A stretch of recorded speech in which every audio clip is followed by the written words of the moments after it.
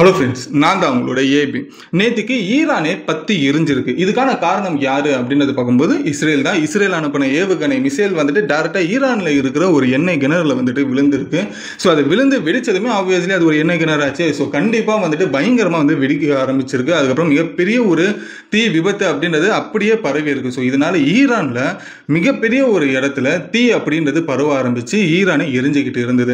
So எக்கனாமியா அதிகமாக revenue வர ஒரு விஷயமே வந்துட்டு இந்த ஆயில் ரிசர்வேஷன்லேருந்து தான். பட் அந்த ஒரு ஆயில் ரிசர்வேஷன்லேயே வந்துட்டு இஸ்ரேல் வந்துட்டு தாக்குதல் பண்ணதுனால ஈரானோட எக்கனாமி இதனால சரியாப்படுமான்னு சொல்லி ஏகப்பட்ட கேள்விகள் இதனால கேட்கப்படுது. ஸோ இஸ்ரேல் வந்துட்டு முக்கியமாக வந்து ஈரான் எங்கெங்கெல்லாம் அடித்தா வீக் ஆவாங்களோ அதை பிளான் பண்ணி அட்வான்ஸ் முறையில் அட்டாக் பண்ணிக்கிட்டு இருக்காங்க இஸ்ரேல். ஸோ அதில் எந்த ஒரு டவுட்டுமே இல்லை. ஸோ இப்போ பதிலுக்கு ஈரான் வந்துட்டு இஸ்ரேல் போதும் போதும் சொல்கிற அளவுக்கு தாக்குதல் பண்ணியிருக்காங்க நேத்திக்கு. ஸோ இந்த ஒரு டீட்டெயில் தான் இந்த ஒரு வீடியோவில் பார்க்க போகிறோம். ஸோ இப்போ ரெண்டு நாடுகளுமே வந்துட்டு சைரனை ஒலிக்க ஆரம்பிச்சிருக்காங்க. ஸோ சைரன் அப்படின்றது ஒரு நாட்டில் ஒலிக்க ஆரம்பிச்சிச்சு அப்படின்றப்போ ஸோ டெஃபினட்டாக இது ஒரு எமர்ஜென்சி அலர்ட் அப்படின்றது தான் ரெண்டு நாட்டுக்குமே சொல்லலாம். ஸோ இப்போதைக்கு நேற்று முழுக்க இன்னைக்கு காலையில் வரைக்கும் என்ன நடந்திருக்கு இந்த ஈரான் இஸ்ரேல் டென்ஷனில் இருக்கிற மொத்த டீட்டெயிலுமே தான் உங்ககிட்ட நான் சொல்ல வந்திருக்கேன். ஸோ வாங்க வீடியோக்குள்ளே போகலாம். நான் தான் உங்களோட AB and welcome to our channel. இன்னும் நம்ம சேனல் சப்ஸ்கிரைப் பண்ணனா உடனே சப்ஸ்கிரைப் பண்ணிக்கோங்க. அப்போ தான் இது போல் அப் டு டேட்டாக நீங்கள் உலகத்தில் என்னென்ன விஷயங்கள்லாம் நடக்குதோ அது அடுத்த நாள் ரொம்ப ஷார்ட் அண்ட் ஸ்வீட்டாக நம்மளோட மொழியான தமிழில் ஈஸியாக புரிஞ்சிக்கலாம் இந்த சேனல் மூலிமா. அதுக்கு உங்களோட சப்போர்ட்டை சப்ஸ்கிரைப்ன்ற ஒரு விஷயத்தில் காமிச்சிக்கோங்க.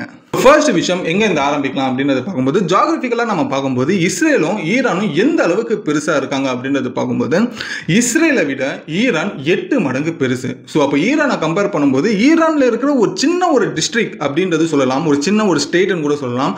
அந்த ஒரு ஸ்டேட் லெவலில் இருக்கிறது தான் இந்த இஸ்ரேல் அப்படின்ற ஒரு முழு நாடு. பட் இந்த சின்ன நாடு இவ்வளோ பெரிய ஒரு ஈரானை பதில் தாக்குதல் பண்ணி ஒரு எதிர்த்து நிற்குது அப்படின்றப்போ இஸ்ரேலுக்கு ஒரு பயங்கரமான ஒரு விஷயம் தான். பட் ஆப்வியஸ்லி ஊருக்கு தெரிஞ்சது எல்லாம் இஸ்ரேலுக்கு பின்னாடி யுஎஸ்ஏ இருக்கு அப்படின்றது. சரி, இப்போ இஸ்ரேலுக்கு வந்துட்டு ஈரானை வந்துட்டு அடிக்கணும் அப்படின்ற பட்சத்தில் வெறும் நார்மலாக வந்துட்டு போர்ன்ற ஒரு விஷயத்தில் சும்மா இஷ்டத்துக்கு ஏவுகணைகள்லாம் அமைச்சிட்டு அழிக்கிற ஒரு விஷயமா இஸ்ரேல் பிளான் பண்ணலை. ஏன்னா இஸ்ரேலுக்கு நல்லாவே தெரியும் ஸோ ஈரான் மிகப்பெரிய ஒரு நாடு, அவங்க கிட்ட இல்லாத ஏவுகணைகளே கிடையாது, அவங்க கிட்ட இல்லாத வெப்பன்ஸே இல்லை அப்படின்றது தெரியும். குவான்டிட்டி லெவலில் அவங்க அதிகமாக இருக்காங்க.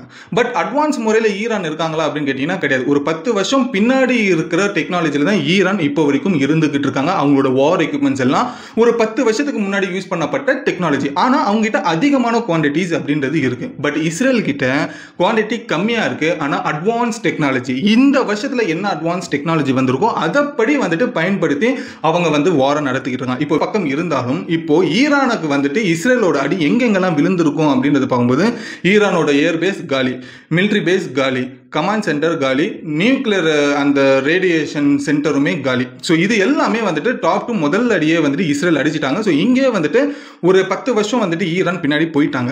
இப்போ அடுத்த அடி இஸ்ரேல் எங்கே இருந்ததுன்னா ஈரானுக்கு ரொம்ப காசு கொடுக்கக்கூடிய ஒரு விஷயம் ஆயில் ரிசர்வேஷன் தான். அந்த ஆயில் ரிசர்வேஷனை இப்போ கையை வச்சு வெடிக்க வச்சுட்டாங்க. ஸோ இது இப்படி இருக்கிற பட்சத்தில் ஆல்ரெடியே வந்துட்டு ஒரு 100 ஏவுகணை ஈரான் சைட்லேருந்து இஸ்ரேலை தாக்கி இஸ்ரேலோட தலைநகரமே ஈரான் வந்துட்டு அழிச்சிடுச்சு. இப்போ இதுக்கு 2வது முறையாக வந்துட்டு ஈரான் வந்துட்டு யாருமே நினைச்சு பார்க்காத நேரத்தில் இஸ்ரேல் போதும் சொல்ற அளவுக்கு ஒரு மிகப்பெரிய ஒரு தாக்குதல் பண்ணியிருக்கு. அந்த தாக்குதல் இஸ்ரேலுக்கே வந்துட்டு ஒரு எக்கனாமிக் லெவலில் வந்துட்டு பின்தள்ளுற அளவுக்கு அந்த தாக்குதல் இருந்திருக்கு. ஸோ எங்க அடிச்சிருக்காங்க ஈரான் அப்படின்றது பார்க்கும்போது ஈரான் திரும்பியும் பதிலடி அவங்களோட மிசைலை வந்துட்டு ஏவி விடும்போது ஈரான் சைட்லேருந்து 2000 கிலோமீட்டர் தள்ளி இருக்கிற இஸ்ரேலில் வந்துட்டு ரொம்ப மேஜராக சொல்லப்படுற ஒரு ஹார்பர், ஒரு போர்ட் இருக்கு. அந்த போர்ட்ல அவங்களோட கைவரிசையை காமிச்சிருக்காங்க. இதுதான் ஹைஃபா போர்ட் அப்படின்றது சொல்றது. இந்த ஹைஃபா போர்ட் வந்துட்டு இஸ்ரேலுக்கு வந்துட்டு ரொம்ப ஒரு முக்கியமான போர்ட். இந்த ஒரு போர்ட்ல இருந்து தான் இஸ்ரேலுக்கு வந்துட்டு ஏகப்பட்ட ஏற்றுமதிகளும் இறக்குமதியுமே நடக்குது. இந்த போர்ட் ஏதாச்சும் பாதிக்கப்பட்டது அப்படின்றப்போ இஸ்ரேலோட எக்கனாமி கொஞ்சம் ஆட்டம் கண்ட ஆரம்பிக்கும். ஸோ இது தெரிஞ்சுக்கிட்ட ஈரான் என்ன பண்றாங்கன்னா அவங்களோட பதில் அடி வந்துட்டு இந்த ஒரு போர்ட்டில் வந்துட்டு நம்ம அடிக்கணும்னு சொல்லி ஹைஃபா போர்ட்டை வந்துட்டு அடிச்சு நொறுக்கிட்டாங்க. ஸோ 2வது விஷயம் ஈரான் வந்துட்டு பின்னாடி இன்னொரு தாக்குதல் என்ன பண்ணியிருக்காங்கன்னா இஸ்ரேலோட மிலிட்ரி பேஸை அடிச்சு நொறுக்கி இருக்காங்க. ஸோ இது பேக் டு பேக் வந்துட்டு இஸ்ரேல் நினைச்சு பார்க்காத அளவுக்கான ஒரு அட்டாக்காக இருந்திருக்கு. பட் இஸ்ரேலை பொறுத்த வரைக்கும் ஏர் டோம் அப்படின்றது ஒன்று இருந்தது. அது என்னதான்ப்பா பண்ணுச்சு அப்படின்றப்போ இந்த பேக் டு பேக் ஈரான் அடிச்ச தாக்குதலை வந்துட்டு ஏர் டோம்னால ரொம்ப பெரிய ஒரு தாக்குதலை வந்துட்டு சமாளிக்க முடியல. ஸோ இங்கே ஏர் டோம் அப்படின்ற ஒரு டெக்னாலஜி ஃபெயிலியர் ஆயிடுச்சு. ஸோ ஒரு நேரத்தில் 10 ஏவுகணை வந்துன்னா ஏர் டோம்னால சமாளிக்க முடியும். அதுவே ஒரு 100-500 கணக்கில் வந்துன்னா ஏர் டோம் என்ன பண்ணும்? ஸோ என்னதான் அவங்க அட்வான்ஸ் டெக்னாலஜி ஏர் டோம் வச்சாலும் ஒரு கட்டத்துக்கு மேலே அதிகமான ஒரு தாக்குதல் வந்தால் ஏர் டோமே இங்கே ஃபெயிலியர் ஆகிடும் அப்படின்னு சொல்லி ஈரான் உலகத்துக்கு காமிச்சிருக்கு.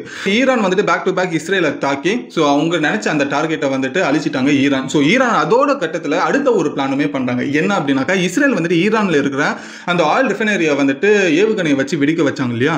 ஸோ இதனால வந்துட்டு ஆயிலோட விஷயம் வந்துட்டு மார்க்கெட்ல இன்க்ரீஸ் ஆக ஆரம்பிக்கும், ஆயில் டிமாண்ட்ஸ் அப்படின்றது இன்க்ரீஸ் ஆக ஆரம்பிக்கும். ஸோ ஈரான்ல வந்துட்டு ஒரு மிகப்பெரிய ஒரு சப்போர்ட்டான விஷயம் என்ன இருக்குன்னா, ஈரானோட கடல் பகுதி இருக்கு. அது வந்து ஸ்ட்ரைட் ஆஃப் ஹார்மோர் அப்படின்றது சொல்லுவாங்க. இந்த ஸ்ட்ரைட் ஆஃப் ஹார்மோர் வந்துட்டு எதுக்காக பயன்படுத்துற ஒரு கடல் அப்படின்றப்போ, உலகத்தில் இருக்கிற எல்லா ஆயில எடுத்துக்கிட்டு போகிற கப்பல் வசதி கொண்ட அந்த ஒரு கடல் பகுதி.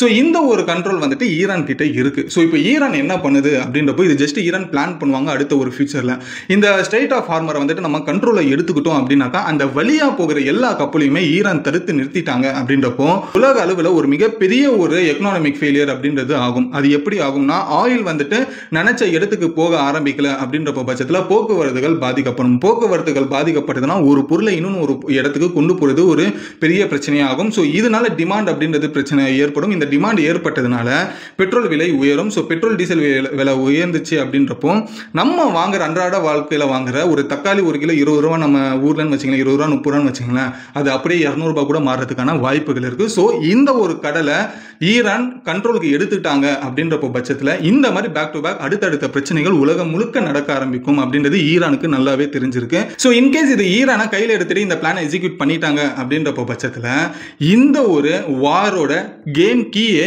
ஈரான் கையில் தான் இருக்கு, ஈரானோட கண்ட்ரோலில் தான் இருக்குன்றது இதிலேயே தெரிய வருது. ஸோ இதனால இப்போ அடுத்தது இஸ்ரேல் சைடில் என்ன நடக்குது அப்படின்றப்போ, ஈரான் சைட்லேருந்து தாக்குன எல்லா இடங்களையுமே, முக்கியமாக டெல் அவிவ்னு சொல்லப்படுற தலைநகரம் முந்தானேத்து தாக்கினாங்க. அதுதான் ஃபர்ஸ்ட் அட்டாக்.